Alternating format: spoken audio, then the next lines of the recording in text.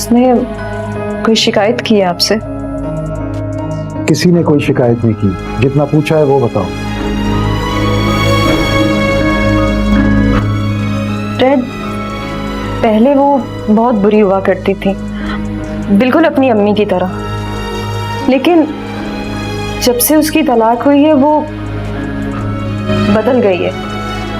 अब मुझे ना उस पर कोई गुस्सा है ना कोई शिकायत।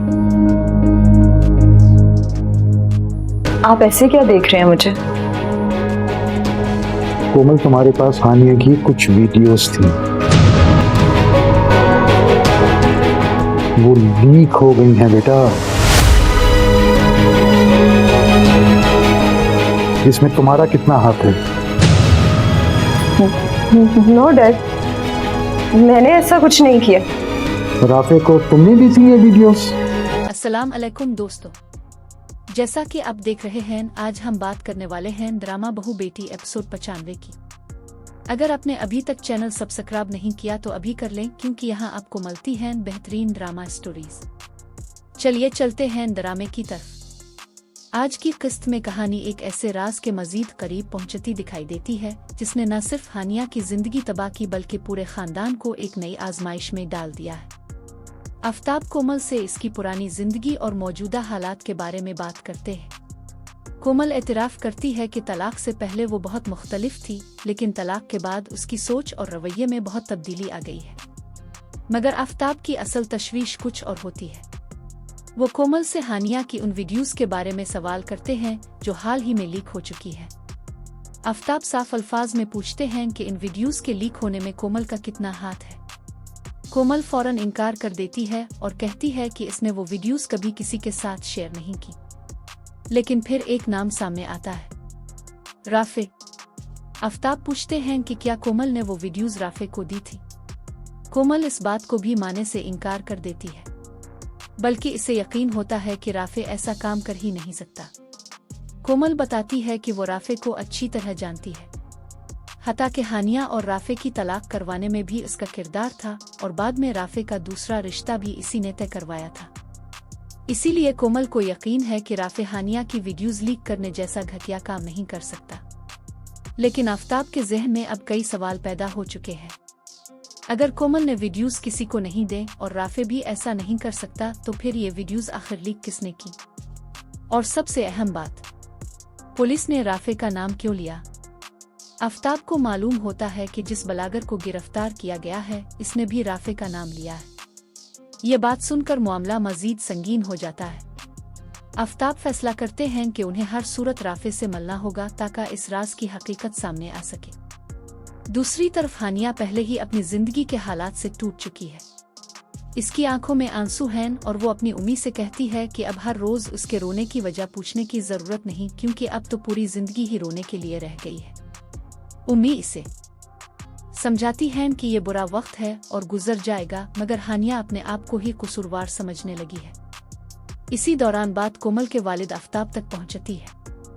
हानिया कहती है कि अब इसे समझ आया है कि कोमल इतनी इंसाफ पसंद क्यों है, क्योंकि इसके अंदर अपने वालिद की अच्छी तरबियत और सोच मौजूद है।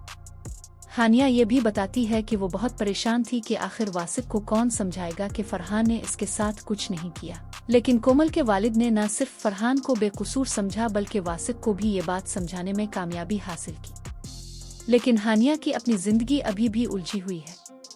उम्मी एक बार फिर इसे शादी के लिए कायल करने की कोशिश करती है। वो हानिया को समझाती हैं कि घर में बैठी रहने के बजाय इसे अपना घर बसाने के बारे में सोचना चाहिए, मगर हानिया साफ इनकार कर देती है। वो कहती है कि वो दोबारा शादी नहीं करना चाहती। उम्मी इसे समझाती हैं कि जब वो अपनी भाभियों को अपने शोहरों के साथ खुश देखेगी तो शायद इसे अपनी जिंदगी में भी एक ऐसे रिश्ते की कमी महसूस होगी। लेकिन हानिया पहले ही अपने माजी के जख्मों से गुजर रही है, इसके लिए दोबारा शादी का सोचना भी आसान नहीं। उम्मी इसे यकीन दिलाती हैं कि इस बार वो कोई गलत फैसला नहीं करेंगी और सब कुछ बेहतर होगा। मगर हानिया की किस्मत में अभी मजीद इम्तिहान बाकी है। दूसरी तरफ कहानी अचानक समेर की तरफ चली जाती है। वासिक को मालूम होता है कि समेर तकरीबन 2 माह पहले जेल से रहा हो चुका था। वो समेर से सख्ती से पूछता है कि आखिर वो जेल से कैसे बाहर आया। समेर बताता है कि एक दोस्त ने इसकी जमानत करवाई थी, लेकिन वासिक को इसके जवाब पर मुकम्मल यकीन नहीं आता। वो मुसलसल सवालात करता है और फिर एक इंतहाई अहम सवाल सामने रख देता है, आखिर मुझ पर गोली क्यों चलाई गई? ये सवाल समेर के लिए खतरे की घंटी बन जाता है। वो जवाब देने की कोशिश करता है, लेकिन माहौल पहले ही इंतहाई कशीदा हो चुका होता है। इसी दौरान एक फ़ोन कॉल आती है। फ़ोन पर जीशान समेर से पूछता है कि वो कहाँ है और खैरियत से है या नहीं। समेर इसे यकीन दिलाता है कि वो बिल्कुल ठीक है, लेकिन जीशान ऐसा जवाब सुनकर खामोश नहीं रहता। वो पूछता है कि आखिर वो शख्स कौन था जो समेर को मारकर अपने साथ ले जा रहा था। समेर बात छुपाने की कोशिश करता है और कहता है कि शायद कोई गलत फहमी हुई थी, लेकिन जीशान हकीकत जानता है। वो समेर से कहता है कि वो फिक्र ना करे, क्योंकि इसने खुद देखा है कि वो शख्स समेर को कहाँ लेकर गया है। और फिर जीशान एक ऐसा फैसला करता है जो समेर के लिए इंतहाई खतरनाक साबित हो सकता है। वो कहता है कि वो पुलिस को लेकर समेर के पास आ रहा है। अब हालात तेजी से काबू से बाहर होते जा रहे हैं। एक तरफ आफ्ताब राफे को तलाश कर रहे हैं ताकि हानिया की वीडियोस के राज से पर्दा उठाया जा सके। दूसरी तरफ वासिक समेर से इस हमले के बारे में जवाब मांग रहा है और अब जीशान भी पुलिस के साथ समेर तक पहुंचने वाला है। तो सवाल यह है कि क्या समेर पुलिस के सामने अपना असल राज छुपा पाएगा? क्या राफे वाकई हानिया की वीडियोस लीक करने में मुलव्वस है या किसी ने जानबूझकर इसका नाम इस्तेमाल किया है? और सबसे अहम सवाल, क्या आफ्ताब राफे तक पहुंचकर इस पूरी साजिश का असल चेहरा बेनकाब कर पाएंगे? क्योंकि अब कहानी में हर राज के पीछे एक नया राज छुपा हुआ है और अगली किस्त में उनमें से कोई एक राज पूरे खानदान की जिंदगी बदल सकता है। आपके ख्याल में हानिया की वीडियोस लीक करने के पीछे असल किरदार कौन है? अपनी राय कमेंट में जरूर बताएं।